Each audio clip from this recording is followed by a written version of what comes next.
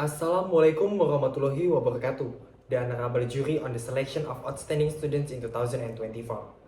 Ladies and gentlemen, I'm Zevianto as the first outstanding student at Sriwijaya University in 2024. On these occasions, I would like to deliver an informative speech entitled Care for the Futures of Children and the Nations with Optimizing Clean Water and Sanitation, in addition to prevent diarrhea to achieve the Sustainable Development Goals of 2030.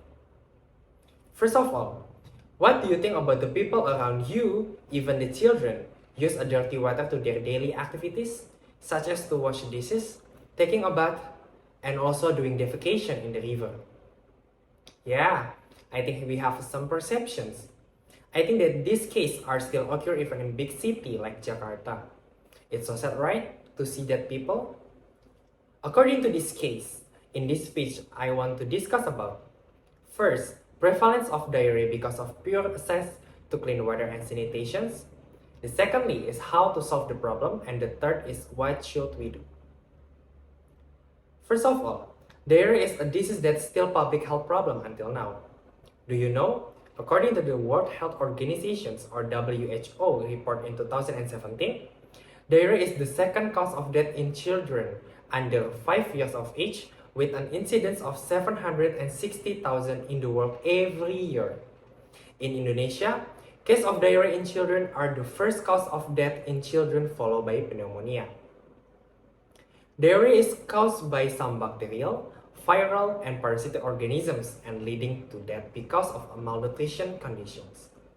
Diarrhea will occur more frequently due to poor access to clean water and sanitation, and that is the 6 goals of SDGs 2030. Before we discuss further, what about the condition of access to drinking water in Indonesia? The Central Statistic Agency of Indonesia states that in 2022, only below 50% households in Indonesia have access to drinking clean water. Then, what about the sanitation data in Indonesia? According to the WHO, Indonesia was the third rank as the country with the worst or inadequate sanitation in 2017. The latest data published on the Indonesia Ministry of Health website shows that there are still 8.6 million households in Indonesia that do not use toilets. It's so sad, right? After we discuss about the data, I will discuss how to solve this case. I think that this problem can be solved depending on the cooperation and the active role of the community and the government. Firstly, from the society side, education and public awareness about the importance of protecting water sources and using water wisely is very important thing.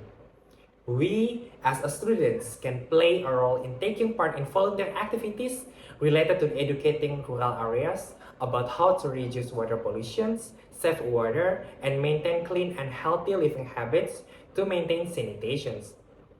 Secondly, of course, from the government side, the government must invest in developing and improving clean water and sanitation systems, especially in rural areas.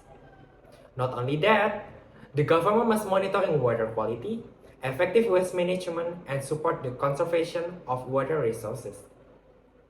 As students, I propose an effective water treatment system, namely microhydraulic, with 3 mechanisms of actions. There are sedimentations, filtrations, and flotations. This system has high effectiveness in filtering dirty water into clean water and ready to drink for large quantities. This system can be implemented to contain 25 cubic meters of water.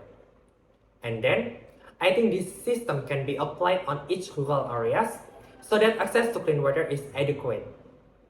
Ladies and gentlemen, last but not least, the problem of access to clean water and sanitation is complex and requires efforts from the government, society, and also the private sector. With the things I have mentioned before, I hope together we can improve the quality of clean water and sanitation for the future generations.